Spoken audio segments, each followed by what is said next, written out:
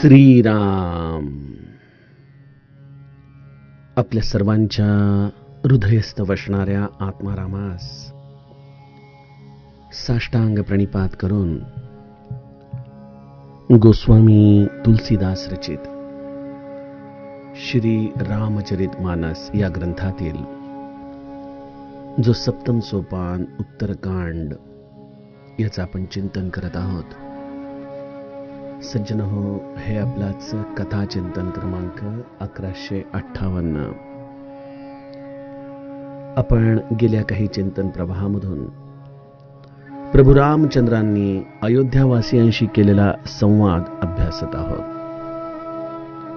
काय प्रयोजन आहे, कुठल्या गोष्टीसाठी भगवंताने आपल्या राजमहालामध्ये मुनी, ब्राह्मण, अयोध्यावासी या सर्वांना बोलवलेलं आहे. प्रभू रामचंद्र यांच्या निमित्ताने जणू काही या मानवी देहाचं महत्त्व तुम्हा प्रत्येकाला सांगत आहेत. हा मनुष्य देह प्राप्त होण्यासाठी या जीवाने अनंत योनींमधून प्रवास केलेला असतो. जेव्हा पाप पुण्याचा हिशोब समसमान होतो त्यावेळेला भगवत कृपेने या जीवाला या मनुष्य देहाची प्राप्ती होते. त्यामध्ये आपलं सद्भाग्य असं आहे की जर आपल्याला सुदृढ मनुष्य देह प्राप्त झाला, तत्पश्चात सद्गुरू सारखा कर्णधार मिळाला. हा सुदृढ देह एखाद्या जहाजाप्रमाणे आहे जो या भवसागरातून पार होतोय. या जहाजाला सद्गुरूरूपी कर्णधार आणि भगवंताच्या अनुकूलतेचा वारा प्राप्त झाला.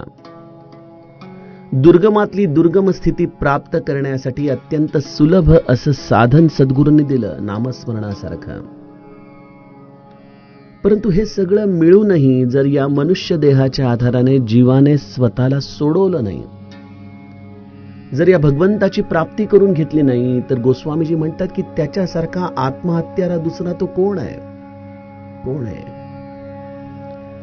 त्यामुळे मनुष्य देहाचं मुख्य प्रयोजन आहे भगवत प्राप्ती, जे इतर योनीतल्या जीवांना विवेकाच्या आधाराने प्राप्त करता येऊ शकत नाही. मग प्रश्न असा येतो की या भगवत प्राप्तीसाठी साधन ते कुठला?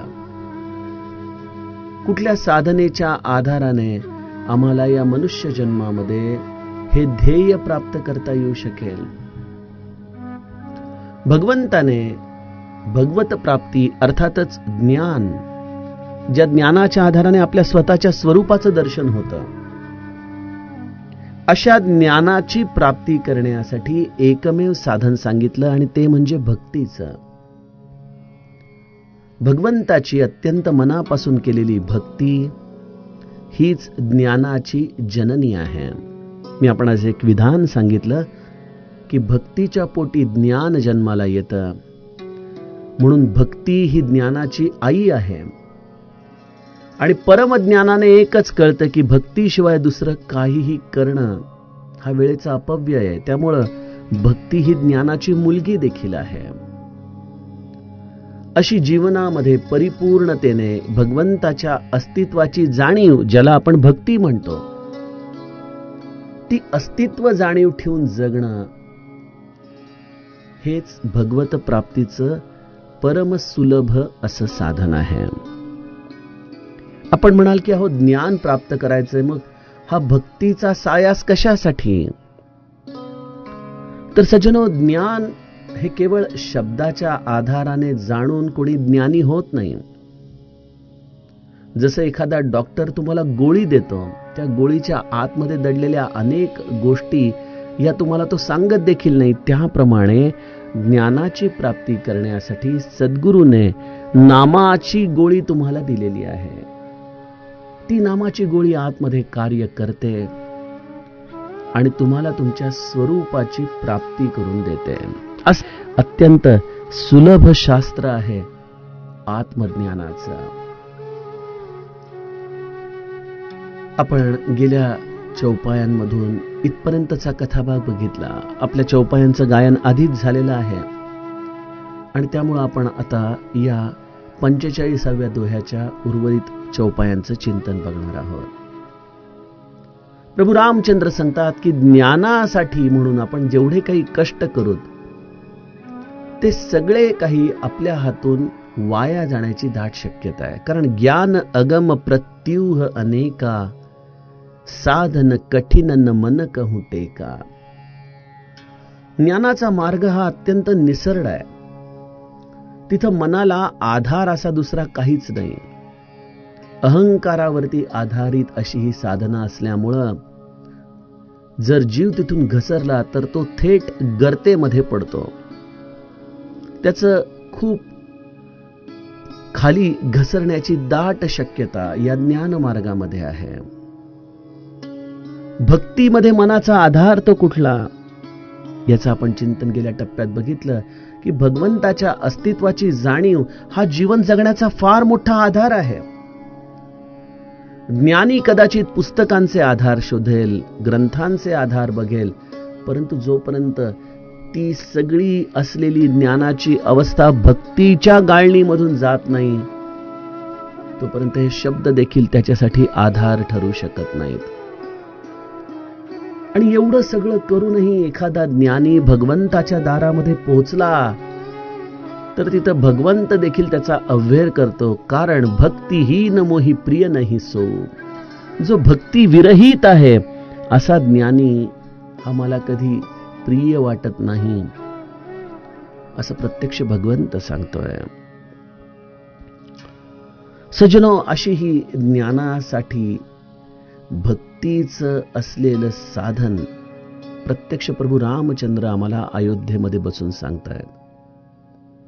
का भगवंताला भक्ती एवढी प्रिय आहे? पहिली गोष्ट, भक्ती सुतंत्र सकल सुख खानी, बिनु सतसंगन पावही प्राणी. भक्ती हे शास्त्र हा एक स्वतंत्र मार्ग आहे. त्या मार्गासाठी तुम्हाला कुठलीही अर्हता लागत नाही. म्हणजे बघा कसं की जर आपण 10वी 12वी हे विज्ञानातून केलं असेल तरच आपण BSc मध्ये ऍडमिशन घेऊ शकतो किंवा इंजिनिअरिंग मेडिकलला जाऊ शकतो.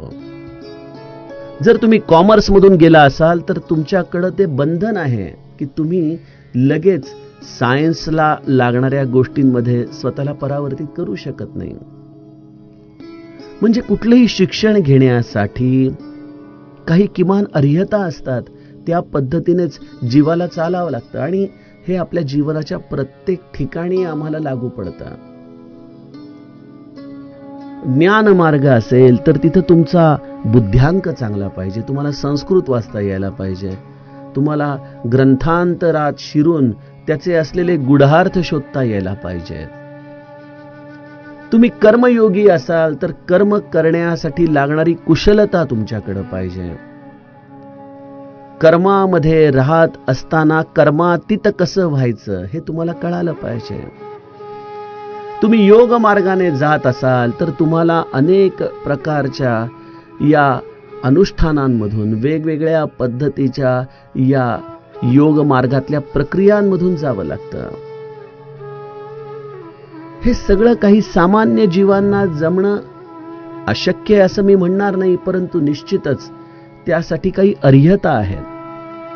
आणि कुठलाही जीव हा थेट या अर्हतांना पार करून त्या मार्गामध्ये प्रवेश करू शकत नाही.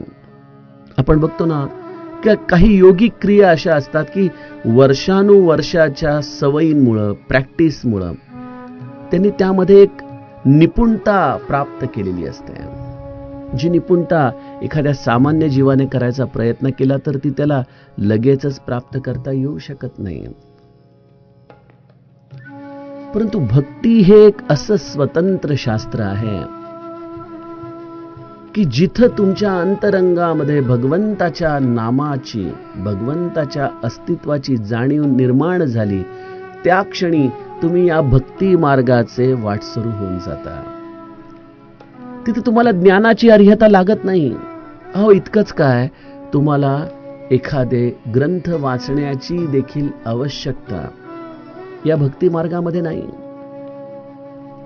मी नेहमी श्री महाराजांच्या जीवनाकडे पाहतो तेव्हा त्यांच्यातला मला एक गुण प्रकर्षाने जाणवतो की श्री महाराजांनी कधी त्यांच्याकडे आलेल्या व्यक्तीला भगवद्गीतेचे श्लोक म्हणायला सांगितले नाहीत, की विष्णू सहस्रनाम म्हणून सांग असं सांगितलं नाही. त्याचं त्यांनी कुठली अर्हता बघितली नाही, त्याचं ज्ञान बघितलं नाही, तो अडाणी आहे का विद्वान हे बघितलं नाही. त्या प्रत्येकाला श्री महाराजांनी प्रभू रामचंद्रांच्या नामाची दीक्षा दिली. साधं सोपं नाम, फुकाचं नाम, उठता बसता राम नाम. त्यासाठी कुठलंही वेगळं साधन त्यांनी करायला सांगितलं नाही. किती स्वातंत्र्य द्यावं त्यांनी आपल्याला. श्री महाराजांना जर कोणी विचारलं की महाराज नाम कसं घ्यावं, तर महाराजांचं साधं सोपं उत्तर असायचं की बाळा पेढा कसा खाऊ, हा प्रश्न विचारल्याप्रमाणे तुम्हाला नाम कसं घेऊ हे विचारतोयस रे. कुठल्याही बाजूने खा, पेढा जसा सर्व बाजूनी गोड आहे, तसं हे भगवंताच्या नामाचं साधन देखील सर्व दृष्टीने तू करशील, ते तुला आनंदमयच देणार आहे. अजूनही किती स्वतंत्र असावी, म्हणजे जिथं अर्हता काहीच नाही, केवळ भगवंताच्या नामाची एक साधी सोपी मागणी आहे. बर किती वेळा म्हणावं? भजनाचा शेवट आला, एक वेळ राम बोला. एकदा जरी राम नाम घेतलं मुखात, तरी सज्जनो ते रामनाम रूपी बीज तुमच्या आतमध्ये कधी फुलेल, कधी तुम्हाला पूर्णपणे आतमध्ये बुडवून घेईल, हे तुमचं तुम्हाला देखील सांगता येऊ शकत नाही. भक्ती त्यामुळे स्वतंत्र शास्त्र आहे. त्याला आणखीन बाह्यांगाने काहीच आधार द्यावा लागत नाही, कुठलीही अर्हता ठेवावी लागत नाही. इतर साधनांमध्ये त्यामानाने कष्ट आहेत.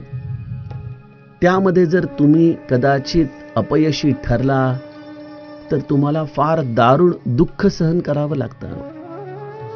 आपण बघतो ना, काही हटयोगी मार्ग असतात बघा. त्या हटयोगासाठी ते अनेक प्रकारचे मंत्र, अनेक प्रकारच्या साधना, अनेक प्रकारच्या प्राणायामाच्या प्रक्रिया करत असतात, रात्र रात्र जागून काढत असतात. या हटयोगाच्या आधाराने लोक अनेक प्रकारच्या सिद्धी देखील प्राप्त करून घेतात, यात काही शंका नाही. परंतु शेवटी या सगळ्या केलेल्या प्रपंचामधून ते सुखी होतात का, हा खरा प्रश्न आहे. या उलट भगवंताचं नाम घेत घेत एखादा शेतकरी आपल्या शेतात काम करतोय, एखादा वारकरी पंढरीची पाऊलवाट चालतोय, परंतु यांच्याकडे जगामध्ये अत्यंत दुर्मिळ असलेलं एक आनंदाचं, एक समाधानाचं जी आपल्याला छत्रछाया सापडते, त्यामध्ये आम्ही देखील लोक रमून जातो. याचं कारण एकच आहे की भगवंताच्या भक्तीचा मार्ग हा पदोपदी सुखाचा आहे. श्री महाराज म्हणायचे त्याप्रमाणे डोळे उघडे ठेवून जग नाहीसं होतं, तर ते भगवंताच्या नामाने होतं. कोणाचं प्रारब्ध बदलावं म्हणून कोणी भक्ती करत नसतं, तर जे काही जीवनामध्ये समोर आलेलं आहे त्यामध्ये या भगवंताच्या नामाने एक विलक्षण समाधान त्याला प्राप्त होत असतं. अशी ही सुखाची खाण असलेली भक्ती आहे, ज्याला काही अर्हता नाही, ज्याच्यामध्ये कुठलेही निकष नाही, अशी स्वतंत्र आणि जेवढं म्हणून तुम्ही त्यामध्ये आज जाल तेवढं तुम्हाला सुख प्रदान करणारी अशी ही भक्ती भगवंताला अत्यंत प्रिय आहे. या भक्तीमध्ये कसं शिरावं, काय करावं की जेणेकरून या भक्तीची गुह्यता आपल्याला प्राप्त होईल. सज्जनो बघा, इतर ज्ञानांप्रमाणे देखील आपल्याला भक्तीत एखाद्या अधिकारी संताच्या निकट जाऊन भक्तीची रहस्य नीट समजून घ्यावी लागतात.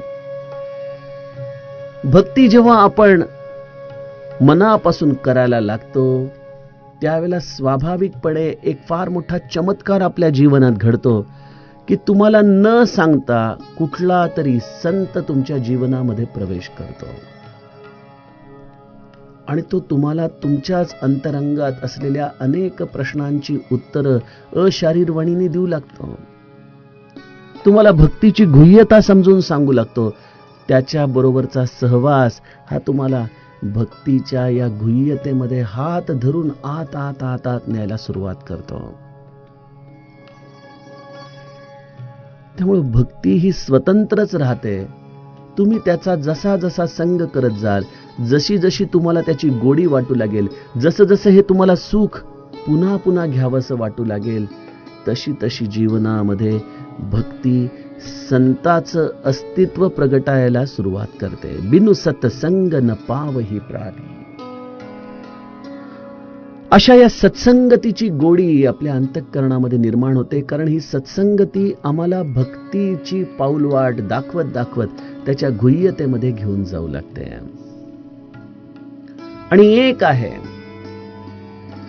या भक्तीची गुह्यता सत्संगतीशिवाय तुम्हाला प्राप्त होणं हे केवळ अशक्य आहे. मग आपण म्हणालो, सत्संगती म्हणजे नेमकं काय? वेगवेगळे मार्ग आहेत सज्जनो सत्संगतीचे. एक आहे जी खूप कमी लोकांना प्राप्त होते, जे कदाचित पूर्वसंचितामध्ये असणं, कोणाची तरी कृपेचं फळ असणं, की प्रत्यक्ष संताची देहाने संगत, ही सत्संगती आहे. चालता बोलता संत पाहायला मिळणं, त्याच्याबरोबर संवाद करता येणं, त्याच्या या सहज बोलणे हित उपदेश करुनी सायास शिकविती, या पद्धतीने परमार्थाची अत्यंत गुह्य तत्व त्याच्याकडून समजून घेणं. श्री महाराज म्हणायचे त्याप्रमाणे, जरी देहाने संत आम्हाला मिळाला तरी संत ओळखण्याची आमची पात्रता काय आहे, काय निकष आहेत आमच्याकडे. त्यामुळे देहाने संत मिळणं हे अत्यंत दुर्लभ, आणि मिळाला तरी त्यावरती विश्वास बसणं हे त्याहूनही दुर्लभ आहे. दुसरा सत्संगतीचा मार्ग आहे की संत ज्या स्थितीमध्ये राहतो त्या स्थितीचा संग. कशात राहतो संत? माझी काया आणि वाणी गेली म्हणाल अंतःकरणी, परिमी आहे जगत जीवनी निरंतर. समर्थ रामदास म्हणतात, मी कुठे आहे, माझं अस्तित्व कुठे आहे? आत्मा रामदास बोध, या दोन ग्रंथांमध्ये माझे समर्थ आहेत. जो कोणी मनापासून दासबोधाचा, आत्मारामाचा अभ्यास करेल, चिंतन करेल, मनन करेल, त्याला प्रत्यक्ष समर्थांचा सहवास होईल. श्री महाराज नामामध्ये आहेत, जेथे नाम तेथे माझे प्राण, ही सांभाळावी खूण. अशा या नामस्मरणाचा नित्य सहवास म्हणजे प्रत्यक्ष श्री महाराजांचा सहवास आहे.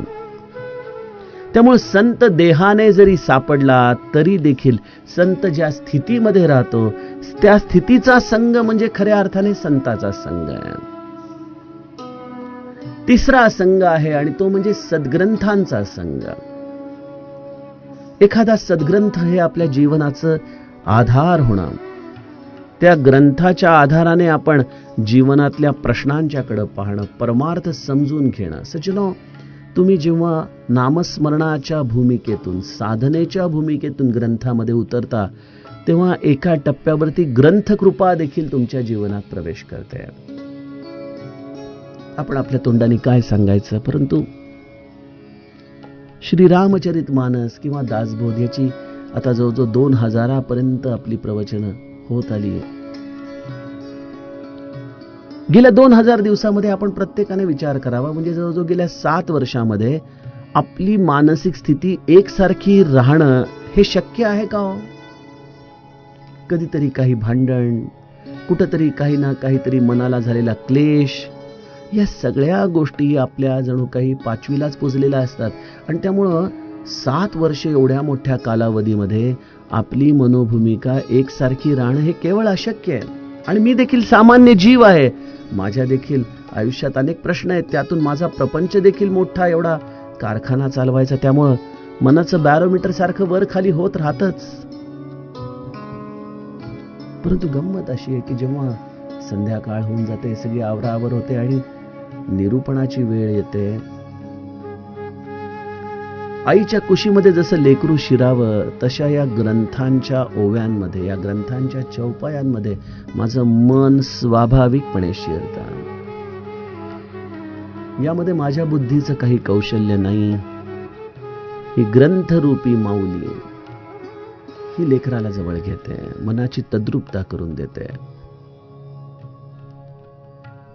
आणि मग तिच्या अंतरंगामध्ये दडलेल्या भावभावनांना जणू काही गाय जसं दोहन करावं त्या पद्धतीने माझ्या अंतरंगामध्ये या विचारधारांना ती प्रसूत करायला लागते. सांगू लागते मला अशी काही गुह्यता की जी मी कधी ऐकलेली नसते. आणि जसं एखादं लहान मूल तीच गोष्ट पुन्हा अवाक होऊन आईकडून ऐकावं, त्याप्रमाणे या ग्रंथांच्या नित्य सहवासातून हे ग्रंथ जणू काही मला त्यांच्या अंतरंगात दडलेली गुह्यता सांगू लागतात.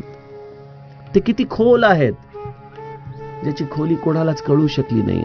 हजारो लाखो जीव आले दासबोध रामचरितमानस सारख्या ग्रंथांचा अभ्यास करत त्याच्या गुह्यतेमध्ये शिरण्याचा प्रयत्न करतायत. कित्येक जण आपापल्या शक्तीनुसार, आपापल्यावरती असलेल्या गुरुकृपेनुसार त्यामध्ये गोते घेत आहेत. परंतु आजपर्यंत कोणीही असं हक्काने सांगू शकत नाही की मी या ग्रंथांचा तळ गाठलाय, आता या ग्रंथांमध्ये याच्या पलीकडे दुसरं काहीच नाही. सज्जनो, त्यामुळं सत्संगतीचं आणखीन एक मायना आहे की साधनेच्या आधाराने केलेली सद्ग्रंथाची सेवा ही सत्संगती आहे. सत्संगतीमध्ये आणखीन एक महत्वाचा टप्पा आहे आणि तो म्हणजे सद्गुरूची देहाच्या आधाराने मनाने केलेली सेवा. सद्गुरू प्राप्त झाला, त्याच्या चरणांची सेवा केली. समर्थांनी पादसेवन भक्ती आपल्याला सांगितली, ज्यामध्ये सद्गुरूच्या चरणांची सेवा करणं, या राम कार्यासाठी झटणं. कल्याण स्वामींना ज्ञानाचा कुठला मार्ग होता? काय केलं त्यांनी? समर्थांची देहाने मनोभावे सेवा केली, बस. या पलीकडे दुसरं काहीच केलं नाही. अनेकदा समर्थांचे इतर शिष्य एका बाजूला असायचे, कल्याण स्वामी एका बाजूला असायचे. समर्थ कुठला तरी प्रश्न विचारायचे, दासबोधामध्ये हे कुठं लिहिलंय सांगा. हे ऐकताच सर्व शिष्य मोठ्या उत्साहाने दासबोधामध्ये ती ओवी शोधायला लागायचे आणि कल्याण स्वामी खांद्यावरती पाण्याचा एक तुंबा घेऊन येत असताना सहज समर्थ त्यांना म्हणायचे. आणि कधीही ग्रंथाला वेळ न देणारे कल्याण स्वामी मात्र अत्यंत सहजतेने समर्थांच्या अंतरंगामध्ये अपेक्षित असलेला अर्थ सांगून जायचे. अनेकांना वाटायचे की अरे, आम्ही एवढा अभ्यास करतो आणि हा कल्याण स्वामी तर कधीही शांतपणे साधना करताना दिसत नाही, परंतु ह्याला मात्र सगळं कसं प्राप्त होतं? सज्जनो, याचं एकच कारण आहे की भगवंताची रूप असलेल्या या सद्गुरूंची मनापासून केलेली देहाची सेवा, त्यांची ही पादसेवन भक्ती, हा फार मोठा सत्संग, ही फार मोठी उत्क्रांती आहे जी तुम्हाला तुमच्या अंतरंगामध्ये या भक्तीची गुह्यता समजावून सांगते. मग अशा या वेगवेगळ्या प्रकाराने संत आमच्या जीवनात प्रवेश करतो. कधी ग्रंथाच्या रूपाने, कधी देहाच्या सेवाच्या रूपाने, कधी साधनेच्या रूपाने, कधी त्याच्या प्रत्यक्ष सहवासाने. परंतु मग ह्यासाठी जीवाच्या अंतरंगामध्ये नेमकं काय क्वालिफिकेशन पाहिजे? कुठली गोष्ट असेल तर संत प्राप्त होतो? प्रभू रामचंद्र म्हणतात, पुण्य पुंज बिनु मिलहीन संता, सतसंगती संस्कृती कर अंता. संत हा केवळ त्यालाच प्राप्त होतो ज्याने आपल्या जीवनात सत्कर्मांच्या राशी पाडलेल्या आहेत, जो अत्यंत साधा आहे, सरळ आहे, जो कधी कोणाचं अहित करत नाही, ज्याच्या मनात प्रत्येकाच्या विषयी अत्यंतिक सद्भाव आहे. अशा अत्यंत साध्या, सरळ, निरहंकारी असलेल्या जीवाचा जेव्हा हा पुण्यांश त्याच्या सत्कर्मांच्या आधाराने वाढू लागतो, तेव्हा त्याला या सत्कर्मांचं फळ मिळतं की संत त्याच्या जीवनामध्ये प्रवेश करतो या वेगवेगळ्या रूपाने. आणि मग ही अशी सत्संगती त्या जीवाला काय देते? एक फार मोठं त्याला वरदान ही सत्संगती देऊन टाकते, जे या जगाच्या बाजारपेठेमध्ये कुठंच मिळणार नाही. असं परम वरदान ही सत्संगती प्रदान करते आणि ते परम वरदान आहे सतसंगती संस्कृती कर अंत. तुमच्या या जन्म मरणाच्या चक्राचा अंत सत्संगती करून टाकते. सज्जनो, सत्संगतीमधून काय प्राप्त करायचंय?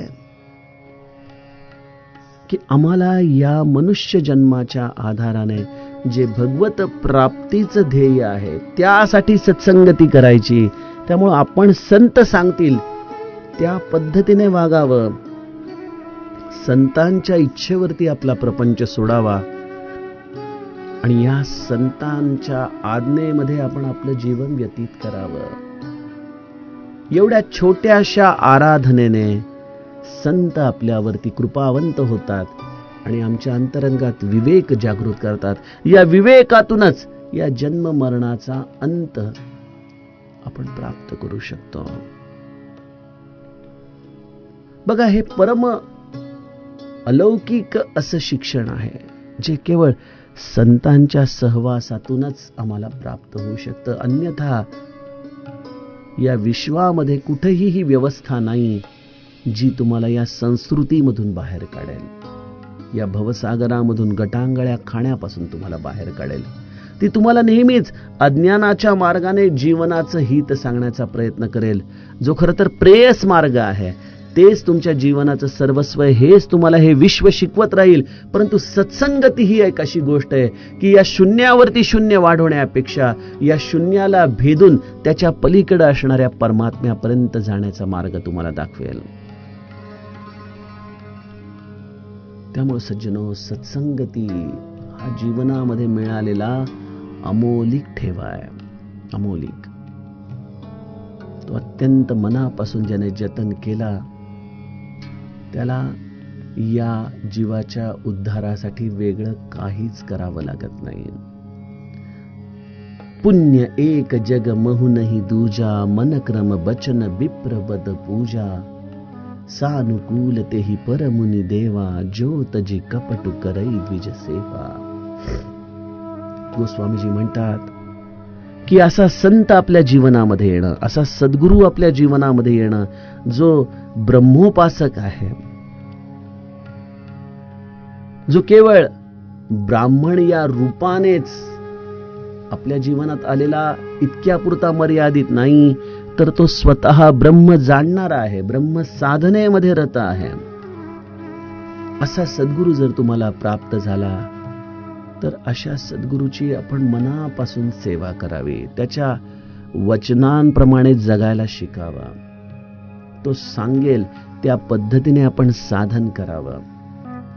श्री महाराज म्हणायचे, तुम्ही नामाला सोडू नका, मी तुमच्या मनाची जागा घेईन. आणि एकदा गुरुने तुमच्या मनाची जागा घेतली की तुम्हाला या मनाचं नियंत्रण करण्याची काय गरज आहे? जो प्रश्न अर्जुनाला देखील पडला होता की हे मन अत्यंत चंचल आहे, दोन्ही हाताने वायूला रोखून ठेवावं एवढं या मनाला सांभाळणं अवघड आहे. श्रीकृष्ण परमात्मा समोर उभा असताना देखील तो अभ्यासेन तु कौंतेय वैराग्येण च गुह्यते अशा पद्धतीने सदुपदेश अर्जुनाला करतो. हा अभ्यास आहे सज्जनो, आणि अभ्यास करण्यासाठी जे काही करायचं त्याचं नाव आहे सद्गुरूची सेवा. सद्गुरूंनी दिलेल्या साधनेप्रमाणे राहणं, सद्गुरूंनी दिलेल्या कर्माप्रमाणे राहणं आणि सद्गुरूंशी आपलं मन तादात्म्य करणं, हाच तो अभ्यास आहे. असा जो मनापासून सद्गुरूची सेवा करतो त्याच्यावरती मुनी आणि देवता प्रसन्न राहतात. आणि प्रभू रामचंद्र अशा रीतीने सद्गुरूचं महत्व सांगून झाल्यानंतर सगळ्यांना हात जोडून एक विनंती करतात की और एक गुपुत मत सब ही कहूं कर जोरी, शंकर भजन बिना नर भगति न पावई मोरी. प्रभू रामचंद्र आपल्या या भक्तीचं वरदान प्राप्त करण्यासाठी एक खुशकीचा मार्ग सांगतात, ज्याला आपण आजच्या काळात शॉर्टकट म्हणतो. तसा एक शॉर्टकट प्रत्यक्ष रामराया सगळ्या प्रजाजनांना सांगतो. आणि तो शॉर्टकट आहे की हे गुपित आहे, परंतु मी तुम्हाला सांगतो कारण तुम्ही माझे आहात. आणि ते गुपित आहे. महादेवाचं भजन जो मनापासून करतो त्याला माझी भक्ती प्राप्त होते. महादेवाशी जो द्वेष करतो त्याने साधनेचे कितीही जरी कष्ट केले तरी देखील तो माझी भक्ती प्राप्त करू शकत नाही. सज्जनो, इथं महादेव याचा अर्थ देवांचा देव असलेला आदिदेव, हा महादेव जो आम्ही नित्य या लिंग रूपाने ज्याचं पूजन करतो तो तर आहेच, परंतु महादेवाचं हे चालतं बोलतं रूप आहे सद्गुरु तत्व. अशा सद्गुरूंच्या आज्ञेमध्ये राहणं म्हणजे त्यांचं नित्य भजन आहे. अशा या महादेवाला अंतःकरणापासून आपण जेव्हा स्मरण करतो तेव्हा हा अवढरदानी आम्हाला या भक्तीचा राजमार्ग दाखवतो आणि त्याच्या हाताला धरून आम्हाला या भगवंतापर्यंत घेऊन जातो. असं हे विलक्षण रहस्य प्रभू रामचंद्र सर्व अयोध्यावासियांना सांगतायत. सज्जनो, यातील पुढील कथाभाग आपण उद्याच्या कथाचिंतनामध्ये बघूयात. जानकी जीवन स्मरण जय जय.